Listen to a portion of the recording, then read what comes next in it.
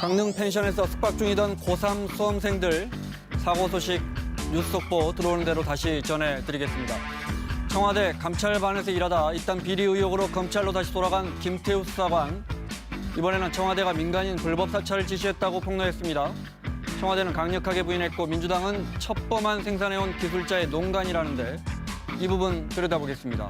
사사건건 시작합니다.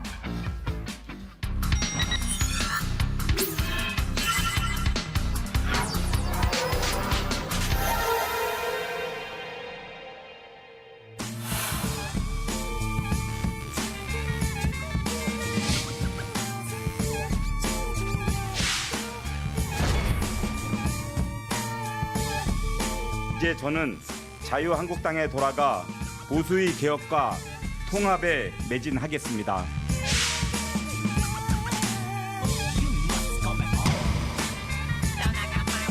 뭐 절이 신호비는 중이 떠나는 거지 뭐. 절에서 덮으라고 준 이부자리까지 들고 가는 거는 법에 없죠.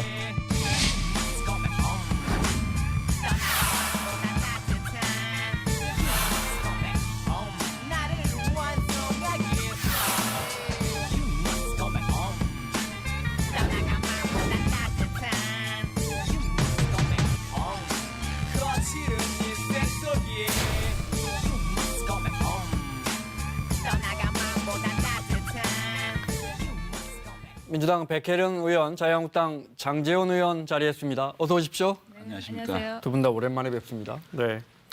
법사위에서 두 분은 자주 보시죠? 예, 법사위에서 잘 들었습니다. 네. 싸우시는 편은 아니고요. 백혜련 의원님하고는 좀 안 싸우죠? 아니, 제가 좀 조용하죠. 네.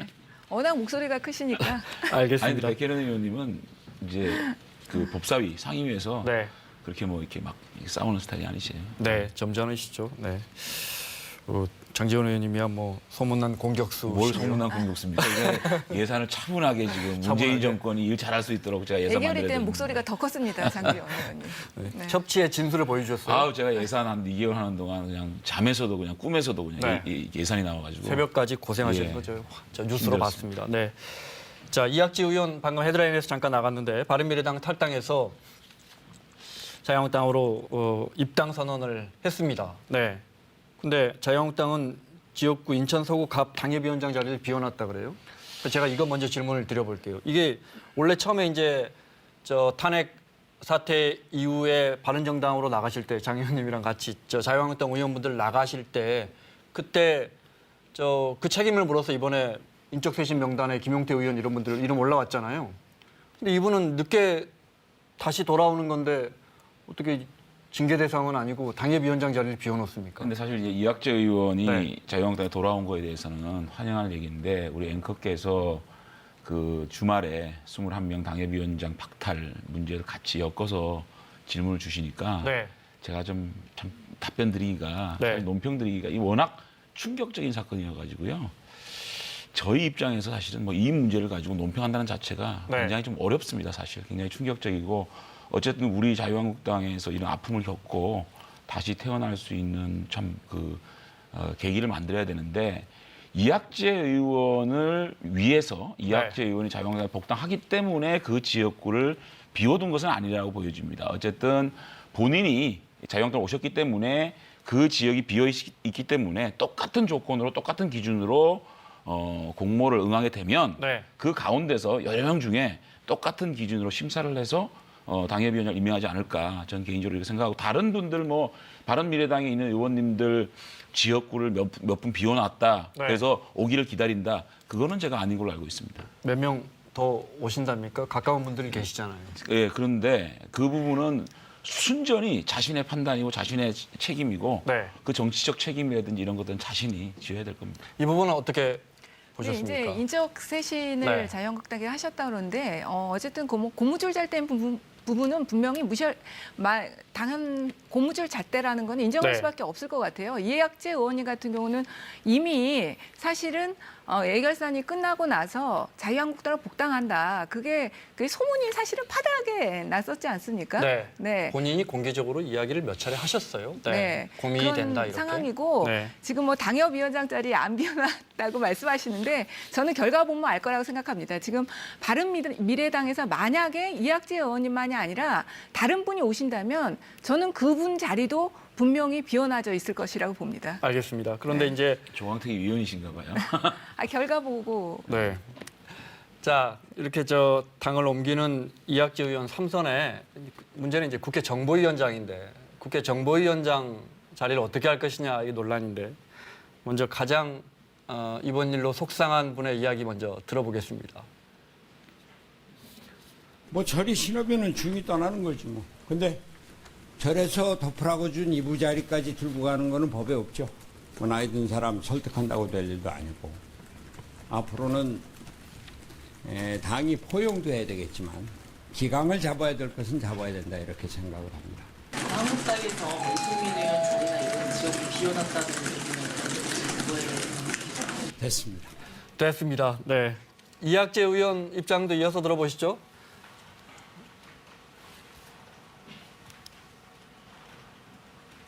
강력한 야당, 강력하고 힘 있는 보수 야당을 재건해서 그래서 문재인 정부의 폭주를 막고 대안 세력이 되라고 하는 그런 요구가 굉장히 크기 때문에 저는 제가 판단하기에는 지금이 늦었지만 적기이고 다른 분들도 본인들이 생각하는 그 시기와 방법을 결정하실 거다. 상임위원장은 본회의장에서 국회의원 전원의 투표로 인해서 결정이 되었잖아요.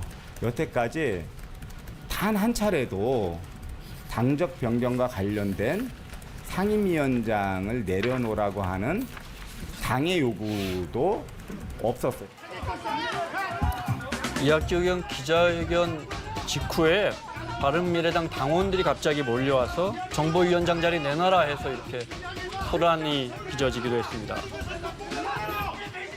이부 자리를 갖고 떠나면 안 되지 회자되고 있는데 어떻게 이게 정보위원장 자리 갖고 가는 건 어때요? 원론적으로는 이학재 네. 의원 말이 맞죠. 상임위원장은 본회의장에서 투표를 해서 선출이 됐기 때문에 몫은 있지만 본인이 선출된 거기 때문에 사실 뭐 새누리당에서 그 당시에 그 바른정당을 올 때도 바른정당의 그 상임위를 가지고 왔거든요. 근데 네. 맞는데 다만 그때도 그랬습니까? 그랬습니다. 네. 네, 다만 그 정보위원장이라는 바른미래당의 몫을 가지고 그대로 자유한국당 온 것에 대한 국민적 비판이나 또 국민적 시각에서는 어떻게 판단할지 모르고요. 이학재 의원이 어쨌든 자유한국당을 복당하는 명분 자체가 보수의 통합이고 또 대한정당이고 강력한 어떤 그 문재인 정권의 독주를 막을 수 있는 대한정당으로서의 역할 이것을 위해서 왔기 때문에 본인이 앞으로 자유한국당으로 와서 어떤 역할을 하고 자신이 주장한 그런 주장들을 어떻게 만들어낼 것이냐 그런 역할에 따라서 우리 국민들이 평가를 하지 않겠나 싶습니다. 언론적으로 이학재 의원 말이 틀리고 손학규 대표 말이 맞습니다. 네, 왜냐하면 이게 상임위원장 그 말씀은 법리적으로 이 말씀이십니까? 네. 상임위원장 자리는요 개인에게 주어지는 자리가 아닙니다. 원내 교섭 단체 간 협의회에서 어떤 상임위를 어떤 당이 가져갈까가 협의를 해서 결정하는 것이거든요. 그래서 정보위원장 자리는 그때 바른미래당에게 주어진 겁니다. 네. 바른미래당이 소유권을 가지고 있는 거죠. 그렇기 때문에 그것은 놓고 가야 한다. 그렇죠. 근데 국회직이 소유권이 있는 건 아니죠. 아니, 바른미래당에서 한다면 그렇다는 바른미래당 거죠. 몫으로 굳이. 원내 지도부끼리 협상의 산물이지 네. 그 협상의 산물로 이학재 의원이 된 거지만 이학재 의원은 법적으로는 본회의의 투표에 의해서 네. 당선이 됐기 때문에 어쨌든 저는 법적으로는 문제가 없다고 봅니다. 지금까지 그래 왔고요. 다만 그러한 행동, 그러니까 그 자신이 자유한국당으로 복당할 때 네. 과연 바른미래당 몫으로 이 협상의 산물로 생긴 상임위원장을 갖고 오는 것이 국민 눈에 어떻게 볼 것이냐라는 판단이나 비판의 몫은 국민이 가지고 있다고 생각합니다. 알겠습니다. 네. 기본적으로 앞서 백 의원님 잠깐 언급하셨지만 자유한국당의 인적 쇄신 명단 21명을 보면 이번에 지난 정부의 잘못된 점을 반성하는 의미에서 이름이 오른 의원들도 있고 그래서 지난 정부가 잘못돼서 그것을 반성하는 의미로 당을 박차고 나간 분들을 책임을 지우기 위해서 이름이 오른 분들도 있어요. 그래서 일부에서는 그러면 지난 정부의 과오에 대한 또 탄핵까지 되게 된 거에 대한 반성이 숨어 있는 거냐 없는 거냐 이 질문이 나오거든요. 제가 이 질문 드리기 참 죄송합니다. 왜냐하면 장 의원님도 당사자 중에 한 분이시라 당을 나갔다 들어오신 분이라 앞서 말씀하신 것처럼 매우 난처하시겠지만 많은 국민들이 궁금해합니다. 이 쇄신안의 의미가 뭐냐? 책임이 있죠. 다 책임이 있죠.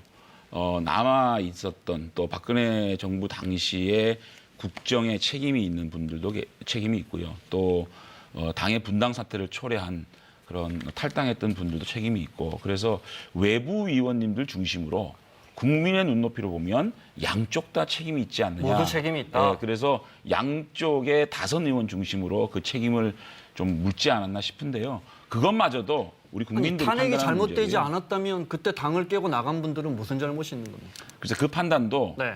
제가 지금 뭐 백혜련 의원님 말씀을 제가 듣는 게 맞지 이 그 조강특위 위원님들의 판단을 구성원인 제가 네, 당사자의 어떻게 보면 네. 그 재단된 제가 평가받았던 제가 잘했다 못했다고 얘기하는 거는 굉장히 저는 잘못된 것이고 어쨌든 어떤 판단이든 간에 저희들은 알겠습니다 하고 수용할 수밖에 없는 상황이고 사실상 자유한국당 내부에서는 굉장히 지금 침울하고 참 상중이라고 표현할 정도로 굉장히 네. 좀 아픈 상황입니다. 어떻게 그래서 보십니까? 국민들의 평가를 저희들은 겸허하게 받을 일단 수밖에 없다는 지금 생각입니다. 그 쇄신안이요. 국민의 눈높이에는 전혀 맞지 않는 쇄신안이고 고무줄 잣대에 의한 것이라고 보입니다. 사실은 친박계와 비박계를 어느 정도 그냥 버무려서 그냥 이렇게 해놓은 쇄신안인 거죠. 한마디로 그냥 양쪽에서 욕먹지 않겠다 이런 그냥 절충한 타협안이라고 저는 봅니다. 네, 알겠습니다. 자, 그 얘기는 아니, 절충안이죠. 네. 절충안인데 다만 저희들이 아직까지 국회의원 임기가 1년 이상 남았거든요. 그런 상황에서 우리 국회의원들 모두 책임지고 다 그만둬라라고 할 수는 없는 상황이니까 하여튼 우리 그 백혜련 의원님 말씀도 굉장히 저희들이 새겨드려야 될 지점이고 다만 저희들이 굉장히 반성하는 입장에서 이런 상황을 맡고 있다라는 말씀을 우리 국민들께 드리고 싶습니다. 네. 사실 인적 쇄신에 대해서 자유한국당의 지금 반발 정도가 사실 약한 편이거든요. 보면은. 네. 근데 그 이유는 제가 볼 때 당대표 선거가 곧 있기 때문에 당대표 선거에서 또 다시 복귀할 수 있다. 이런 생각들을 하고 계실 거라고 많이들 봅니다. 그렇게 분석하시죠. 네. 네, 알겠습니다. 다음 주제로 넘어가야 잠깐만요. 합니다. 정치적 타격은 그 21분의 정치적 타격은 어떻게 생각하세요? 이름이 이미 올라버렸으니까. 그럼요. 네, 알겠습니다. 자, 오늘 홍준표 전 자유한국당 대표가 TV 홍카콜라, 이 코카콜라, 아이고 브랜드 이름을 제가 말해버렸네. 뭐 시원하다 이런 뜻이죠. 네, 영상을 몇 개 뭐 개국했다고 하더군요. 영상을 몇 개 올렸는데 그 중에 하나 체코를 방문한 것과 관련해서 문재인 대통령이 G20 회담 가면서 경위주로 체코 잠깐 들렸다 갔는데 관련해서 올린 영상 보겠습니다. 조선일보 주장이나 청와대 주장이 둘 다 맞지 않다고 오늘 말씀을 드렸습니다. 체코에는 김정일 일가의 해외 비자금을 담당하고 총괄하던 김평일이가 체코 북한 대사로 있습니다. 또 체코라는 나라는 북한과 밀접한 관계가 있습니다. 현재도 북한에 대한 채권이 627만 달러나 있을 정도로 체코와 북한은 긴밀한 거래 관계에 있는 나라입니다. 북은 절대 무상으로 정상회담을 해주지 않습니다. 나는 무상으로 답방도 해주지 않을 것으로 봅니다. 어떻게 보셨어요? 그러니까는 지금 홍준표 대표가 지금 대통령 한 당의 대통령 후보셨고 당대표까지 지내신 분인데 저렇게 아무런 근거도 없이 저런 가짜 뉴스를 유포하셔도 되는지 정말 의문입니다. 실제로 지방선거 때도 홍준표 대표의 막말로 인해서 자유한국당에 큰 타격을 받다 이런 평가들이 많은데 또다시 저렇게 아무런 근거도 없이 마치 문재인 대통령과 북한 간에 뭔가 거래가 있었다는 식의 저런 말씀을 하시는 것은 너무나 근거 없고 예의 없는 말씀이라고 봅니다. 정리하면 체코가 북한과 관계가 가까운데 문재인 대통령이 굳이 체코를 경유한 이유는 북한에 뭐 돈 주려고 간 거 아니냐 그렇게 생각하십니까? 아니 근데 그거는 앵커님께서 홍준표 전 대표의 발언을 유추해서 말씀하시는 거잖아요. 네. 팩트만 얘기했거든요. 그러니까 그럴 수도 있다라는 얘기를 한 것이고 네. 어쨌든 홍준표 대표는 초선 때부터 저격수 활동을 많이 했는데 네. 지금까지 단 한 번도 명예훼손이나 허위사실 유포로 문제가 된 적이 없는 분이에요. 아주 그 표현력이나 정보력에 있어서 그 선을 잘 아시는 분이기 때문에 그 선을 넘지 않고 방송할 거 이렇게 보면 될 본인이 또 겁니다. 검사 출신이잖아요. 그러니까 이렇게 보면 될 거예요. 그러니까 본인이 정계 복귀를 하면서 가장 강한 방법 그리고 가장 큰 스피커를 통해서 정계 복귀를 했다. 그래서 네. 앞으로도 아마 이 홍카콜라, TV 홍카콜라를 통해 가지고 계속 이슈를 만들어내고 온라인에서는 페이스북과 유튜브로 또 오프라인에서는 프리덤 코리아라는 또 이념 단체를 만들지 않겠습니까? 이래서 제가 아니, 볼 근데, 때는 여의도가 아닌 다른 공간에서 정치 활동을 하면서 굉장히 이슈를 많이 만들어낼 거라고 생각이 듭니다. 아니 근데 북은 절대 무상으로 정상회담을 해주지 않습니다. 네, 그래서 뭐 다시 한번 뭐 답방을 하거나 하면 돈을 줄 것 같다라고 누가 봐도 유추할 수가 있거든요. 아니 여러 이게 가지로 과연 여러 가지로 포함되겠죠. 책임 있는 자세인가? 당장 지금 남북 공동조사단을 꾸려가지고 철도 연결이나 도로 현대화 사업도 하고 있지 않습니까? 곧 차츰 그런 지금, 것들을 네. 포함해서 다양한 어떤 경제 제재가 해제되는 순간에 우리가 답방에 그게 보답일지는 뭔지 모르겠지만 어쨌든 경제 협력이나 이런 건 앞으로 하게 되거든요. 근데 그 내용도 어떻게 보면 그 말에 들어가 있지 않겠습니까? 아니 전혀 네. 틀리죠. 공식적인 루트로 북한과 협력하고 제공하는 것은 문제가 될 것이 없습니다. 그것은 그리고 국회에 또 우리 감시를 충분히 받고 하는 행동들이잖아요. 우리가 남북 협력 기금에 대해서도 여러 번 얘기를 했었고요. 그러나 이렇게 몰래 밀거래식으로 북한 정부에 뒷돈을 대줬다 이런 식의 표현 아닙니까 이거는? 아니, 뒷돈 네. 밀거래라는 말이 있었나요? 그렇게 그런 말을 유추할 안 수 했잖아요. 있다는 거죠. 어쨌든 그러니까 법을 잘 아신다고 답방이라는 해서 의미에 그거를 포괄적으로 경제 빠져나가실 수는 있을지 모르지만 그- 그게 올바른 것은 아니라는 그런 해석을 거죠. 하는 자체가 홍준표 대표의 말을 좀 더 이제 부풀려서 전달하고 있는 거죠. 이 발언 자체가 제가 볼 때는 그 김정은의 답방에 다양한 경제 지원이나 이런 거 담겨 있지 않겠습니까? 그걸 확대 해석하는 거죠. 알겠습니다. 네. 다음으로 뜨거운 이슈 하나 여쭤보겠습니다. 전 특별감찰반원 청와대 특감반원이었던 김태우 수사관 이번에는 박형철 반부패 비서관 지시로 노무현 정부 시절 주요 인사들 그러니까 그때는 민간인 신분이었죠. 비트코인 관련해서 첩보를 수집했다 이렇게 폭로했습니다. 일단 전 관료들이었으니까 첩보를 수집하면 안 되는 거죠. 네, 근데 첩보 네. 수집이 아니라고 오늘 명백히 밝혔습니다. 첩보 네, 수집이 청와대가? 아니고, 네. 그 보고서를 작성하기 위한 현황. 그것들에 대한 수집이었다는 것이죠. 그 당시에 비트코인으로 인해서 우리 사회가 굉장히 문제가 많았기 때문에 비트코인에 대한 올바른 대책을 세우기 위해서 반부패관실에서도 그거에 네. 대한 여러 가지 현황들 그리고 참여정부의 인사들이 관련 기관에 있다는 그런 이야기가 있었기 때문에 현황을 파악하기 위해서 그거에 대한 자료를 모은 것이라고 분명히 밝혔고요. 네. 그 부분은 분명히 그 민정수석실에서 당연히 해야 되는 역할이라고 봅니다. 백 의원님도 검사 출신이세요. 네. 그런 자료를 모으기 위해서 그 사람들 정보를 민간인들의 정보를 가져오면 이게 그러니까 사찰이 민간인의 정보를 어떤 네. 사찰의 방식의 그런 게 아니라 공개되고 여러 가지 자료를 하기 위해서 어떤 비트코인 공개된? 업체 네. 그렇죠. 그런 부분들에서 그러니까 뒤로 모았다는 조사하지 것이고요. 않고 앞으로 조사했다 이 네. 말씀이시군요.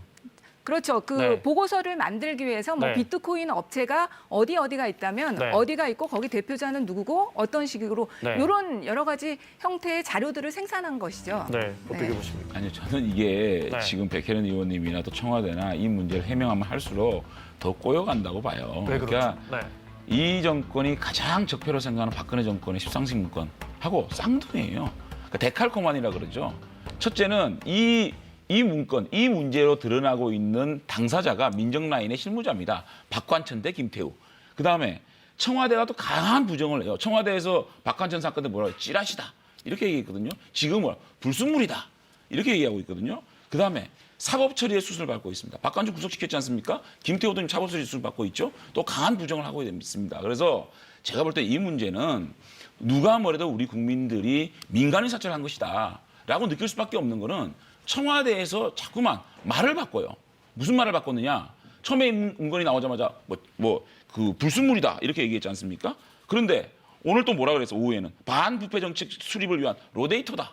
그리고 우윤건 수석 문제도 마찬가지예요. 우윤건 대사 같은 경우에 임종석 비서실장이 이 문제에 대해서 물어봤다. 임종석 실장이 보고 받았을 것이다 얘기했는데 청와대에서도 임종석 실장이 보고 안 됐다 그러거든요.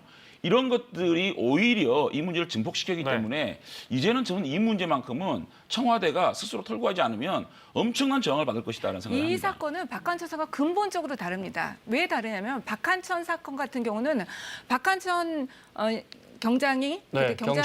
경정이었죠. 경정이 네. 실제로 문건을 먼저 들고 나온 것이 문제가 되면서 박관천 경정에 대한 탄압이 시작된 것입니다. 네. 그러나 이거는 김태우 수사관이 먼저 비리로 자기가 걸려가지고 한마디로 처벌받게 될 이기에 처한 것이죠. 지금 그리고 그것이 점점 그 비리의 수준이라는 것이 확대되고 있습니다.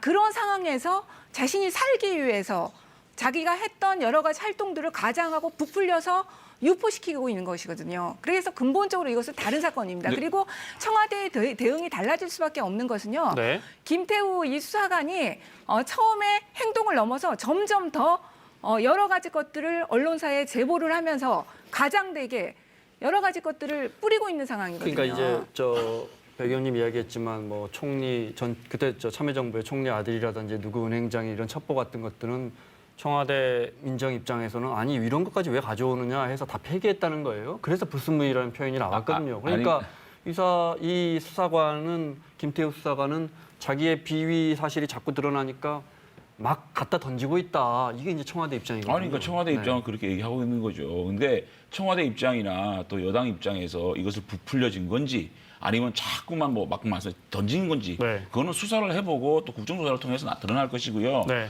어쨌든 저는 이런 것들이 김태우 비서관이 무슨 김태우 수사관이 무슨 비리가 있어서 잘렸는지는 모르겠어요. 네. 그건 그분의 문제고 이분이 내뱉고 있는 얘기들에 대한 진실이 있는 거거든요. 그분이 뭐 자기가 코너에 물려서 진실을 얘기했든지 네. 아니면 진짜 본인이 좀 어려운 폭로자인지 그건 모르겠어요.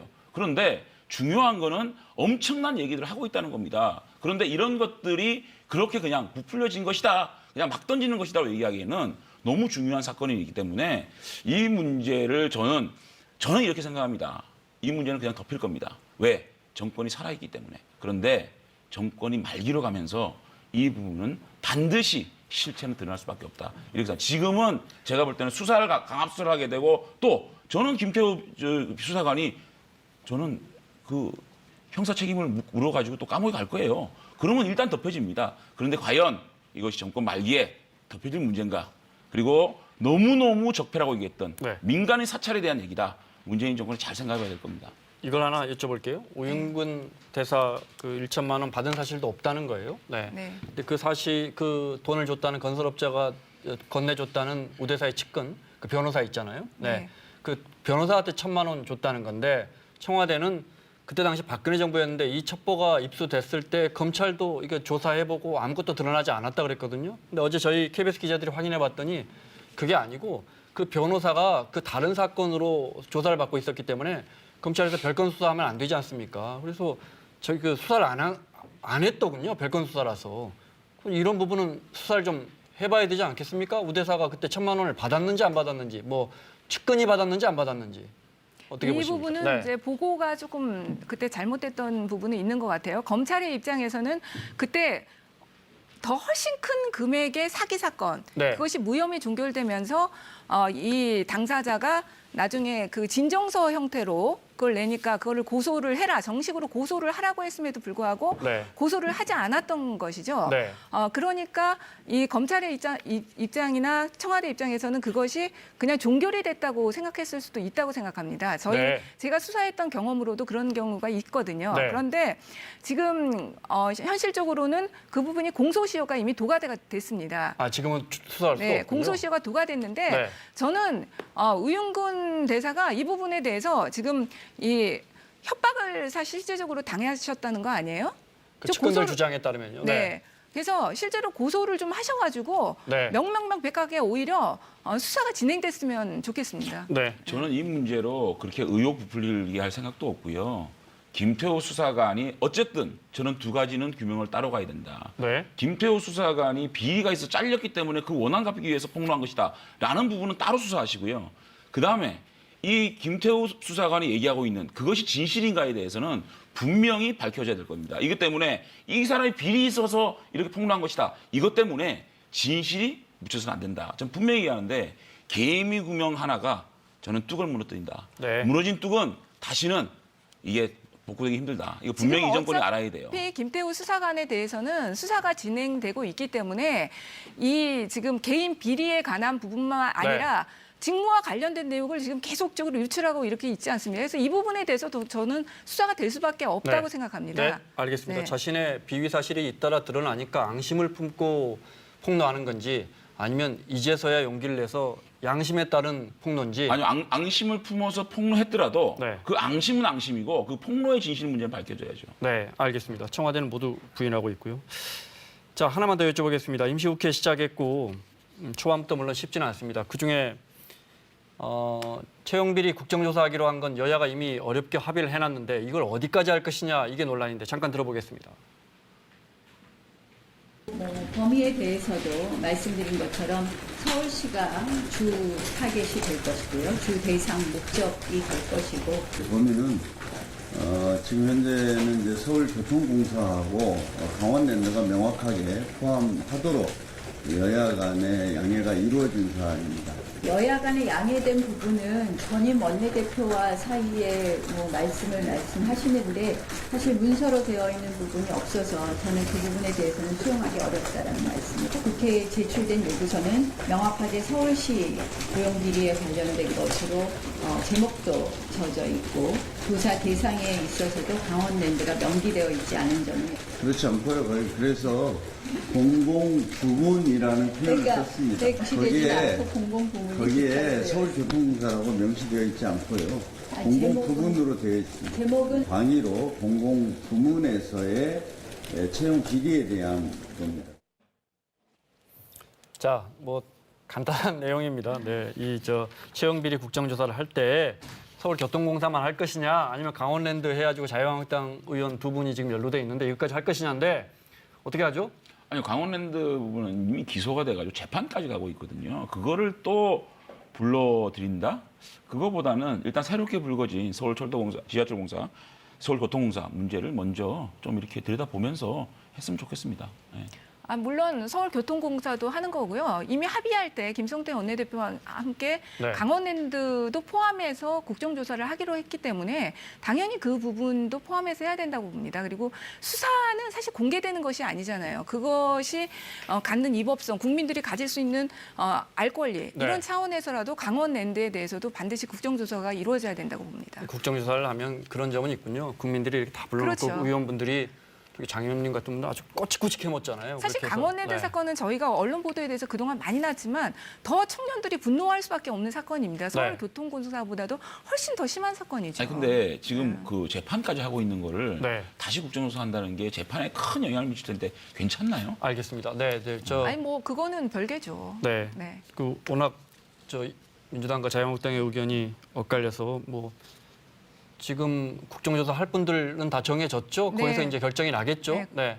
그래서 알겠습니다. 지금 뭡니까 예산안 통과하시느라 고생하셨는데 유치원 3법도 있고 근로시간 탄력 근로제도 점을 찾아야 할 텐데 유치원 3법 같은 경우에는 어떻습니까? 아니 근데 저는 홍영표 네. 대표께서 제가 예산 때 네. 그 예산 마지막 협상 때 들어가 보니까 양보할 건 굉장히 양보도 잘하시고 네. 또 관찰할 건 꼭 관찰하시는 분 같으니까 잘 실타래를 잘 풀어나갈 수 있을 것 같습니다. 뭐 덕담 한마디 하셔야겠는데요. 네, 나경원 원내대표님께도 잘 말씀 좀 드려주십시오. 예, 그러겠습니다. 알겠습니다. 네. 자, 민주당 백혜련 의원, 자유한국당 장제원 의원과 함께했습니다. 두 분 고맙습니다. 반갑습니다.